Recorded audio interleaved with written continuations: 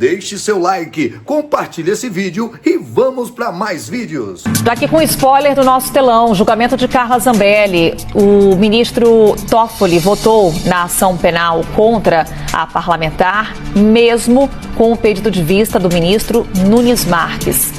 E Toffoli votou contra, portanto, a favor da condenação de Carla Zambelli. Com isso, temos um placar de 6-0 pela condenação da deputada. Temos, portanto, o relator Gilmar Mendes, que foi seguido por Carmen Lúcia, Alexandre de Moraes, Flávio Dino, Cristiano Zanin e agora pelo ministro Dias Toffoli. Vale lembrar que quando o ministro Cássio Nunes Marques pediu vista nesse processo, o ministro Cristiano Zanin também depositou seu voto e assim também o fez agora o ministro Dias Toffoli. Portanto, Carla Zambelli condenada pelo Supremo Tribunal Federal por porte ilegal de arma. Vale destacar que, além da condenação pelo porte de arma, também os ministros pedem a perda do mandato da parlamentar. Ajudou. Agora, aquela imagem, da forma que foi usada, a Carla Zambelli perseguindo o cara lá. Aquilo é muito forte. Aquilo. Teve gente, olha, o Bolsonaro defende armamento. O pessoal, mesmo que não votou no Lula, anulou o voto. A gente perdeu. São Paulo estava bem aqui, né? A gente estava com 20 pontos. Quase 2 milhões, né? Foi a diferença. E aí o que acontece? A Carla Zambelli tirou o mandato da gente. Ela tirou o mandato da gente. Você perde 5 pontos, quer dizer, sua diferença é de 20 para 10 pontos. A saída de Eduardo Bolsonaro do Brasil, ela começa a ser instrumentalizada de uma forma muito explícita por parte da extrema-direita mundial, justamente com essa finalidade. Deslegitimar não só o STF, mas o próprio sistema democrático brasileiro e, claro, com um grande objetivo, a eleição de 2026 no Brasil. Então, o que aconteceu nos últimos dias? Toda uma rede internacional, claro, da extrema-direita se mobilizando, não para salvar Eduardo Bolsonaro, não para defender ele contra injustiças, etc., não, para usar, para instrumentalizar a figura dele, a saída dele do país, para, justamente com um instrumental absurdo de desinformação, mentiras e manipulações, tentar reforçar a ideia de que o Brasil vive uma espécie de estado de exceção. E isso, claro, tendo como objetivo chegar a 2026 com o processo eleitoral brasileiro abalado e, eventualmente, abrindo espaço para a extrema-direita voltar ao poder no Brasil. Então, esse é o objetivo. O objetivo não é outro senão garantir que o próximo ciclo eleitoral brasileiro seja abalado justamente por todos esses fatores. Então, a extrema-direita, por exemplo, e aí principalmente com o Fórum de Madrid, eles falam tanto no Fórum de São Paulo, né, Chico? Mas são eles que têm o Fórum de Madrid. O que é o Fórum de Madrid? É a rede, basicamente, dos movimentos de extrema-direita da Espanha, Portugal, muitos latino-americanos, que têm como objetivo justamente formar coalizões, fazer lobby pela extrema-direita no mundo. E aí o que eles fizeram? Usaram imediatamente a saída de Eduardo Bolsonaro do Brasil para dizer que o regime no Brasil, eles usaram essa palavra, hein, Chico? O regime no Brasil estava atentando contra um deputado, etc, etc, etc. Toda aquela narrativa que a gente sabe.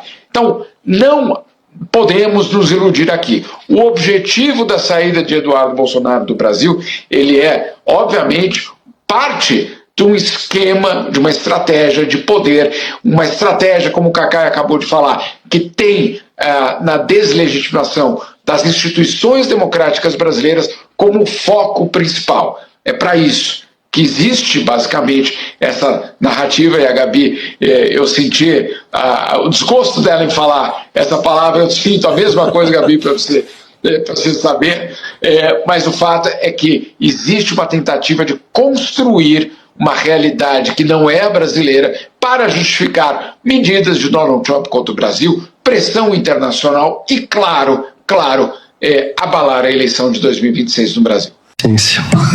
Presidente. Pois não, ministra Carmen Lúcia. Eu pedi ao relator se eu poderia fazer uma pergunta apenas para saber se o que eu anotei de uma fala. Ministro Alexandre, por favor. Apenas porque Vossa Excelência disse que é dever da ABIN apurar a segurança e a fiscalização das urnas no processo eleitoral. essa frase que Vossa Excelência, que eu anotei aqui, é essa frase de Vossa Excelência? Eu disse que essa função se relaciona às funções institucionais da BIM, cuidar, zelar pela segurança do processo eleitoral, porque é um tema de Vossa soberania do Excelência Estado. anotou urnas, e urnas são de outro poder. Então, Excelência, Apenas só para ter certeza do que eu anotei, do que os senhores advogados falam. Muito obrigada. com licença, obrigado. Agradeço ao doutor Paulo Renato Garcia Sintra Pinto. Carmen Lúcia, muito atenta, hein, professor Mairovitch? Xavier Torres, que fará a sustentação oral. O Sakamoto quer falar? Fala, Por favor, Sakamoto. do denunciado. Não, pode voltar a falar. Doutor Demóstenes. Eu tava dando risada em cima do comentário da Carmen só. É, que ela vira e fala assim, o senhor falou que é pegou o advogado no pulo, né? Pegou o advogado no pulo, né, Fabíola? Não tinha nada que... Sua Excelência, o relator... A BIM não tem nada a ver com urna. Com urna de acompanhar, fiscalizar, né, apurar, enfim. Chamar o Christian Dunker nessa hora para fazer análise seria positivo. A psicanálise, né? O que está dizendo. Vamos lá, vamos ouvir mais uma defesa. Demóstenes, Dr. Demóstenes Lázaro falando agora. Ele já tinha liberado a aglomeração de pessoas durante a pandemia, numa decisão monocrática. Agora a lei sou eu. Foi uma atitude que gerou muita polêmica, porque, dizem as más línguas, eu não tenho nada a ver com isso não, hein?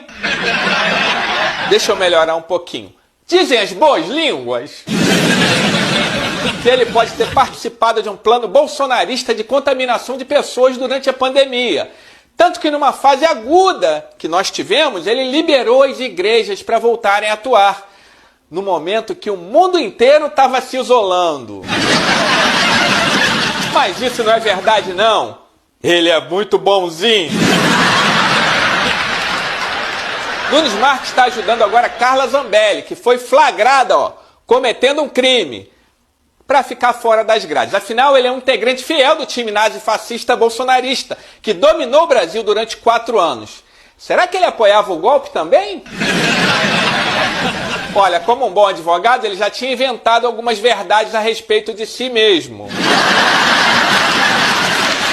Ele fez uma coisa que não é nenhum crime, não. Ele só enfeitou o próprio currículo, botou umas mentirinhas lá. Sabe como é que é, né? Não foi nenhum mau caratismo, não. São pessoas muito honestas. E também numa outra decisão que ele tomou sozinho, o infeliz não diminuiu o tempo de ladrão, assassino, corrupto e também de outros criminosos para voltar a se candidatar, ou até mesmo se candidatar pela primeira vez? Tá certo, lugar de criminoso é na política mesmo. Mas pode ter certeza que não foi para ajudar nenhum amigo corrupto, não. Você é que tem uma cabeça imunda. A gente só não entende porque Bolsonaro escolheu justamente um maçom de alto grau para sentar na cadeira do STF. Será que foi alguém que mandou ele fazer isso? Não, Bolsonaro tem muita personalidade. Ele nunca faria uma coisa dessas. É um homem muito honrado. Assim como não tinha intenção nenhuma de botar um representante de alto grau da igreja presbiteriana quando ele indicou André Mendonça. Bolsonaro não fazia essas coisas, não. É uma enorme coincidência. Eu sei que os nazifascistas são os maiores vendedores de terreno no céu que já passaram aqui pelo mundo. Mas estão cortando um dobrado para dominarem esse terreninho aqui na Terra.